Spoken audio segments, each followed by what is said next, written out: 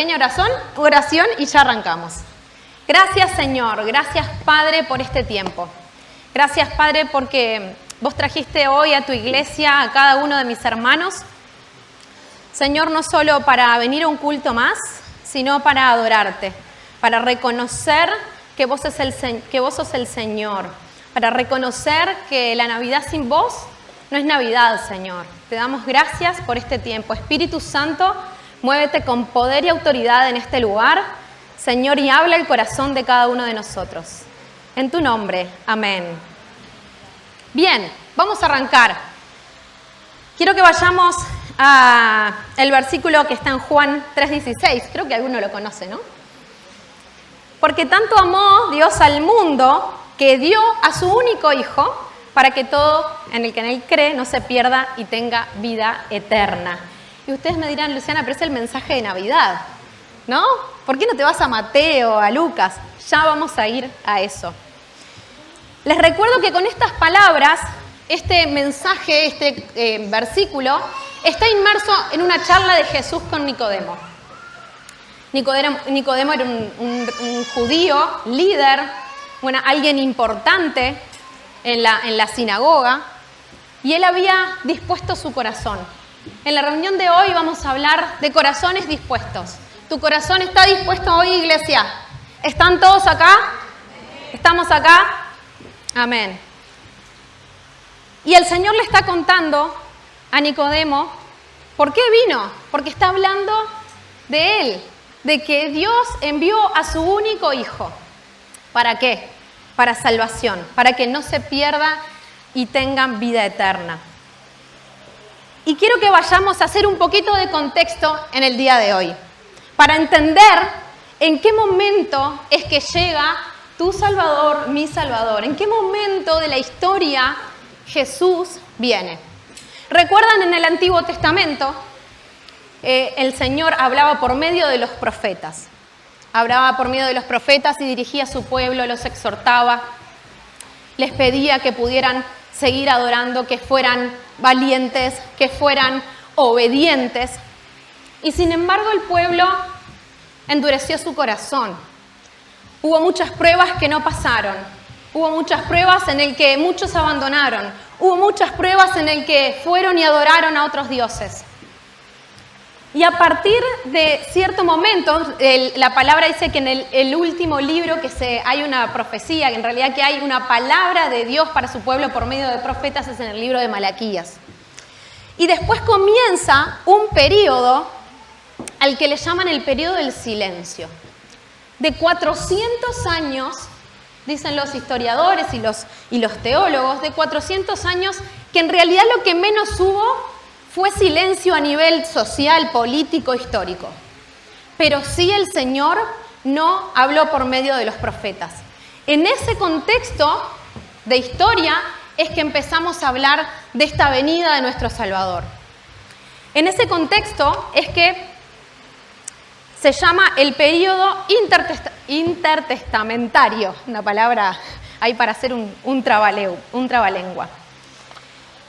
Y en ese periodo hay mucho impacto social, político. El pueblo de Israel está siendo sometido, y está siendo sometido por básicamente 3 imperios. Primero el griego, después tenemos Alejandro Magno, que estaba como con todos los griegos como dominando todo el territorio. Este personaje histórico que seguramente les suena. Y lo que comenzó en esa época, que afectó a todos los judíos de ese momento, fue lo que se llamó la helenización. ¿Sí? Después de que muere Alejandro Magno, yo sé que estoy haciendo un poquito de historias, pero quiero que podamos entender el contexto en el que el Señor vino. Después de Alejandro Magno vienen aquellos llamados los Ptolomeos en Egipto, vienen aquellos que están los Seleucidas en Siria y en Mesopotamia, y ahí es que empieza esa dominación de estos imperios. Israel había pasado a ser algo chiquitito. Aquellos judíos, para hacerles la historia corta, aquellos judíos que seguían estando con sus tradiciones y armando sus sinagogas, era ese momento que le llamaron la dispersión de los judíos, ¿sí? Y estaban en distintos lugares, pero estaban tratando de poder seguir las costumbres. En ese momento se nombra a un rey que se llamó Antíoco, y él lo que hace es producir muchísima más opresión sobre el pueblo de Israel. Quiso eliminar la Torá, quiso eliminar todo lo que había de la palabra de Dios, incluso le pidió a los judíos y a todos los creyentes era que pudieran adorar a Zeus, ¿sí? Entonces ahí es cuando empiezan los judíos a estar más oprimidos. Luego de esto, gracias amiga, nos vinimos de Grinch, nos vieron, ¿no? Pero no fue a propósito, no fue a propósito. Luego de todo esto, hay una parte de la historia en donde llega, para hacerles la historia corta para lo que no les gusta la historia, llega el Imperio Romano. En el año 63 a.C. llega el Imperio Romano de la mano de Pompeyo, ¿sí? Y él toma Jerusalén. Allí hace una masacre de sacerdotes, ¿sí? Y saca a las personas del templo. Y esto fue una marca bien especial para los judíos en ese momento. Por eso es que recuerdan cuando los discípulos le reclaman a Jesús y le dicen, ¿por qué no te levantás y vas contra los romanos? Y quería que él se levantara como un rey como militar, y Jesús venía con otras intenciones. Es por este contexto en que cuando llegan el Imperio Romano, los judíos son aplastados. Y en ese momento es mencionado y es puesto gobernante de Judea este señor que se llama Herodes, no me salía el nombre, el rey Herodes el Grande, ¿sí? Y en ese momento es cuando nace Jesús, ¿sí? Así que venimos de una época en la que el Señor no estaba hablando por medio de los profetas. 400 años de silencio.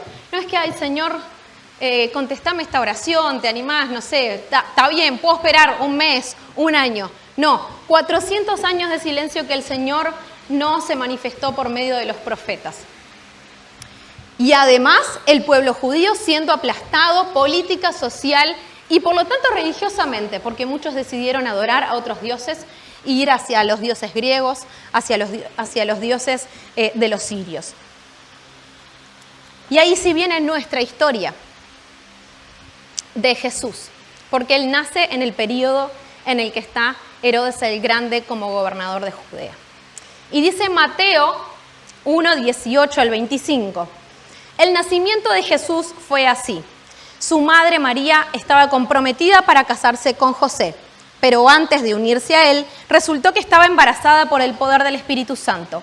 Como José, su esposo, era un hombre justo y no quería exponerla a vergüenza pública, decidió romper en secreto el compromiso. Pero cuando él estaba considerando hacerlo, se le apareció en sueños un ángel del Señor y le dijo, José, hijo de David, no temas en recibir a María por esposa, porque ella ha concebido por el poder del Espíritu Santo. Dará a luz un hijo y le pondrás por nombre Jesús. Jesús es la forma griega del nombre hebreo Josué, que significa el Señor salva, porque Él salvará a su pueblo de sus pecados. Todo esto sucedió para que se cumpliera lo que el Señor había dicho por medio del profeta. La Virgen concebirá y dará a luz un hijo, y lo llamarán Emmanuel. Cuando José se despertó, hizo lo que el ángel del Señor le había mandado y recibió a María por esposa. Quiero leerles también la interpretación y la escritura en Lucas 1, 28, 35. El ángel se acercó a ella y les dijo, te saludo, tú has recibido el favor de Dios, el Señor está contigo. Ante estas palabras, María se perturbó y se preguntaba qué podía significar este saludo. No tengas miedo, María, Dios te ha concedido su favor, le dijo el ángel. Quedarás embarazada y darás a luz un hijo y pondrás por nombre Jesús. Él será gran hombre y lo llamarán Hijo del Altísimo. Dios, el Señor, le dará el trono de su padre David y reinará sobre el pueblo de Jacob para siempre. Su reinado no tendrá fin. ¿Cómo entienden ustedes que después de todo este contexto histórico, político, social y de que el Señor no estaba hablando, cómo entienden ustedes que José y María se sentían cuando recibieron este mensaje, cuando el ángel se les presentó a decirles eso? Empecemos a ver cómo hoy dijimos que íbamos a hablar de corazones dispuestos, de corazones que contemplaban y esperaban, y eran judíos que esperaban que el Señor se manifestara, que se cumplieran las profecías que los profetas habían dejado. Ellos estaban esperando ese momento. Por eso es tan importante. No es un pasaje más de que se le aparece el ángel. Se le aparece el ángel en ese momento histórico, social, político, iglesia. Y hay cosas importantes, y Mateo arranca con la genealogía de Jesús. ¿Por qué es importante? Quiero detenerme un segundito en esto. Porque los judíos no iban a aceptar a un Mesías que no tuviera determinadas características. Uno era que tenía que ser hijo de David, y por eso es que describe toda la genealogía. El otro era que vendría de la tribu de Judá, y también que nacería en la ciudad de David, de Belén. Y era importante esto, porque para que ellos pudieran creer, estas tres cosas que habían dicho los profetas se tenían que cumplir. Isaías 7, 13 al 14 dice: entonces dijo, escuchen ahora ustedes, los de la dinastía de David, ¿no les basta con agotar la paciencia de los hombres que hacen lo mismo con mi Dios? Por eso el Señor mismo les dará una señal. La Virgen concebirá y dará a luz un hijo y lo llamará Emanuel. Acá está, David, hijo de David, del linaje de David. En Miqueas 5:2 dice: pero tú, Belén, Éfrata, pequeña entre los clanes de Judá, de ti saldrá el que gobernará a Israel. Sus orígenes son de un pasado distante, desde tiempos antiguos. Dicen algunos estudiosos que la genealogía de Jesús ya nos empieza a hablar del propósito que el Señor iba a tener cuando viniera y cuando naciera. ¿Por qué? Porque dentro de la genealogía de Jesús hay gentiles, y fueron 2 mujeres gentiles. Y me detengo un segundito y vamos a empezar a hablar de algunos corazones dispuestos que estuvieron atentos, contemplando lo que el Señor tenía para decirles en ese contexto que les acabo de mencionar hace un ratito. Esas 2 mujeres gentiles en la genealogía de Jesús, que eran todos judíos, eran Rahab y Ruth.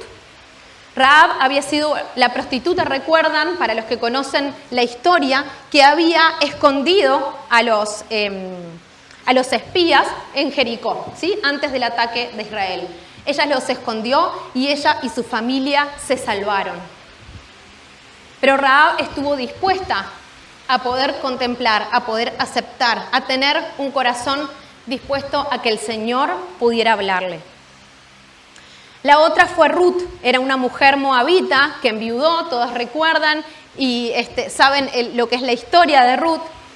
Y ella también tuvo su corazón dispuesto, porque dijo: tu pueblo será mi pueblo y tu Dios será mi Dios, le dijo a Noemí. Y ella decidió, tomó la decisión, dispuso su corazón. Y vuelvo con esto, iglesia, para que puedas empezar a preguntarte si en esta Navidad tu corazón está dispuesto para lo que el Señor quiere decirte. Si de verdad estás contemplando a Jesús en esta Navidad. Qué importantes fueron los corazones dispuestos de los profetas. Isaías, como les leí recién, en Jeremías, tengo otra de las profecías, en Jeremías 23, 5, 6 dice: vienen días, afirma el Señor, en que de la simiente de David haré surgir un renuevo justo. Él reinará con sabiduría en la tierra y practicará el derecho y la justicia. En esos días Judá será salvo, Israel morará seguro, y este es el nombre que se le dará: el Señor es nuestra justicia. Los profetas decidieron escuchar la voz del Señor también en momentos en que muchos de los judíos y el pueblo de Israel estaba con su corazón endurecido. No escuchaban las advertencias del Señor, no obedecían la palabra. Y ellos también tuvieron un corazón que se dispuso a escuchar. María y José, no solamente el Señor les habla por medio del ángel, sino que era una situación complicada. El compromiso para casarse en la época de los judíos de ese momento era un compromiso que era con las mismas responsabilidades que un matrimonio. Pero la palabra del Señor dice que José tenía un corazón ¿cómo? ¿Cómo era el corazón de José según la palabra de Dios? Justo. Exacto, José tenía un corazón justo y no quería exponerla. Imagínense la actitud de María, el pensar de María. Ella dijo, sí, Señor. Pero ¿les parece que no tuvo miedo de poder aceptar ese desafío? Ese desafío que le ponía el Señor, que no tuvo miedo de ser apedreada, que no tuvo miedo de ser excluida. Pero el Señor miró el corazón de José y miró el corazón de María y los eligió para poder traer al Salvador del mundo para cuidarlo. Ellos escucharon y ellos obedecieron, siempre en el contexto histórico, social, político que les vengo contando. Y en la historia seguimos con corazones dispuestos. Y hoy la pastorita, que le pregunté, me dijo, ay, me estás diciendo toda la prédica. Dice después en Mateo 2, después de que Jesús nació en Belén de Judea en tiempos del rey Herodes, llegaron a Jerusalén unos sabios procedentes del oriente. ¿Dónde está el rey que ha nacido? ¿Dónde está el que ha nacido, el rey de los judíos? Vimos levantarse su estrella y hemos venido a adorarlo. Cuando el rey Herodes oyó esto, se turbó y toda Jerusalén con él. Así que convocó a los jefes, sacerdotes, maestros de la ley y su pueblo para preguntarles dónde había de nacer el Cristo. En Belén de Judea, le respondieron. El término griego de los sabios es magoi. Y originalmente se pensaba que esto era una casta de sacerdotes persas y babilónicos. Y algunos estudiosos dicen que eran como astrólogos caldeos. ¿Qué tiene que ver todo esto? ¿Cómo es que esta estrella guía a quienes ni siquiera no eran judías, no creían en las profecías, pero sí habían leído que eso iba a pasar? Yo no sé si por curiosidad, dicen estos estudiosos que la estrella no sabemos si fue un fenómeno natural o sobrenatural, pero la cuestión es que el Señor se encargó de poner esa estrella para guiarlos. Hay un teólogo, Robert Plumber, que les quiero leer y dice, es especialista en el Nuevo Testamento, los paganos que nada tenían para guiarles, sino conocimientos superficiales de ciencia y mezclados con superstición, estaban, sin embargo, inflamados con el entusiasmo de las señales del Señor, con las señales de Dios. Así que estos que se supone que eran astrólogos, que nada que ver con la fe, venían y fueron guiados por esa estrella. De alguna manera el Señor se encargó de traerlos. Así que, ¿en dónde estamos? Estamos llegando a esta parte de que vinieron a visitar a los sabios, pero ya en ese tiempo Jesús, María y José ya estaban ubicados en un lugar específico. La estrella los guió a estos sabios que estaban abiertos a poder escuchar de ese rey que habían leído en las profecías en el Antiguo Testamento. Y su corazón estaba dispuesto a ver qué iban a encontrar. Y fueron y le preguntaron a Herodes, ¿dónde está el rey de los judíos? Y saben que los romanos cuando lo pusieron como gobernante de Judea, a Herodes le dijeron, vos sos el rey de los judíos. Así que, ¿cómo piensan, iglesia, que Herodes se tomó esta noticia? Herodes era un rey cruel. Mandó a matar a sus propios hijos, a 3 de sus hijos, porque estaban un poco aptos y querían el trono. Los mandó a matar, era un rey cruel. ¿Qué esperamos que haga este rey cruel cuando se entera que la profecía de que van a ser el rey de los judíos llegó y estos sabios van a preguntarle a él? Entonces ahí obviamente se desesperó y, como dice la palabra, allí llamó a los sacerdotes, dijeron, bueno, esto es verdad, le confirmaron que eran Belén y les dijo a los sabios, bueno, vayan y después vengan y me cuenten a ver dónde está, que yo quiero ir a adorarlo, le dijo. Y los sabios tuvieron esa revelación, llegaron y pudieron ver a Jesús, pudieron contemplarlo y le pudieron llevar esos regalos que todos conocemos. Y dice que estos regalos que les entregaron eran 3 regalos importantes y que tenían un significado. Este significado tiene que ver con, bueno, es oro, mirra e incienso. Tiene que ver con regalos que se daban a los reyes. El oro se le daba a los monarcas, el incienso se le daba a los sacerdotes en el templo y también la mirra se le daba a personas que iban a morir.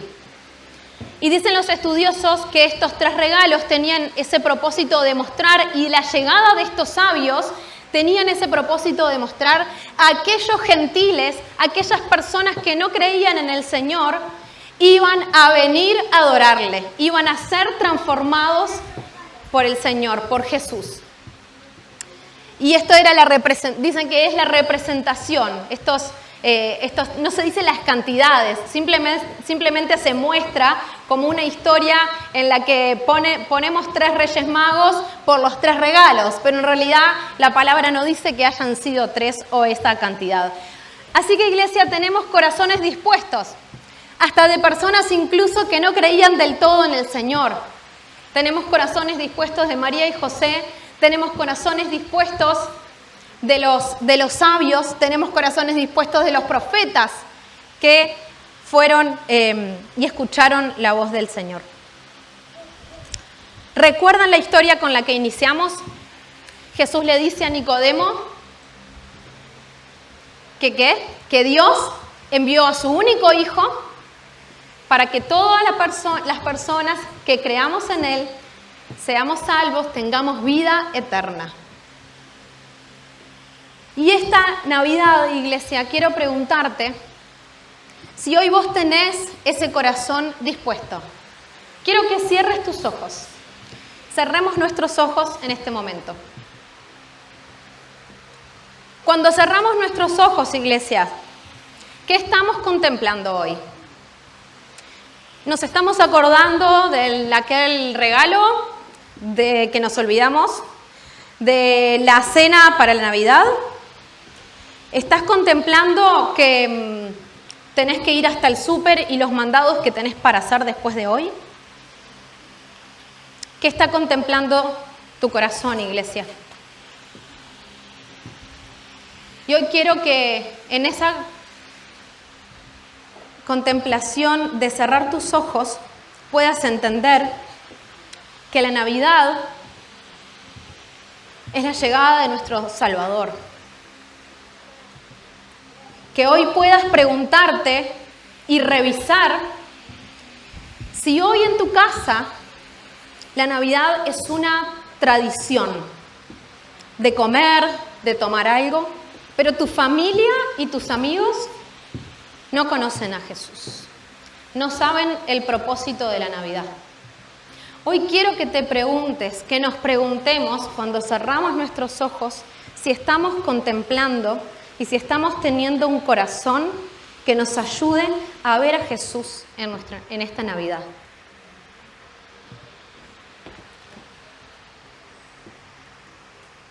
Pueden abrir los ojos. Repasando esta historia, creo que todos fueron desafiados, fueron estuvieron en distintos momentos. Capaz hoy tu Navidad está teñida así de gozo, capaz que hoy tu Navidad tiene dificultades, capaz que hoy tu Navidad tiene tristezas, que tu mesa tiene tradición, pero lo que nosotros queremos y venimos a hacer y adorar es a Jesús, porque no seríamos lo que somos hoy, no seríamos salvos si Él no hubiera nacido, iglesia. Entonces, hoy quiero invitarte a que puedas cambiar el propósito de tu Navidad. Si hoy en tu mesa de Navidad tenés a familia y amigos que no conocen del Señor, que este desafío que hoy quiero que nos vayamos, que puedas hablarle del Señor, que puedas contarle y decirle quién es Jesús y qué hizo en tu vida. Que si tu tradición está plagada de supermercado y de regalos, que tu tradición empiece a ser Jesús. Empiece a ser comunicar el mensaje de salvación. No es, como decía hoy Ani, no es un nacimiento más, no es una persona más. Es ese Dios que se hizo 100% hombre para salvarte, para salvarnos, iglesia. No es un festejo más. ¿Y quién mejor que nosotros que estamos acá hoy escuchando este mensaje, que venimos a adorarle, que salgamos allá detrás de esa puerta a proclamar que Jesús es el que nació y que ese es el motivo de la Navidad? De tener un corazón dispuesto a escuchar. ¿Te estás tomando el tiempo de contemplar a Jesús en esta Navidad o estás de corridas para llegar a tiempo con la cena, con el regalo, con no sé qué más? ¿O estás de corridas? ¿Cuál está siendo tu propósito? Quiero que nos pongamos de pie para poder orar.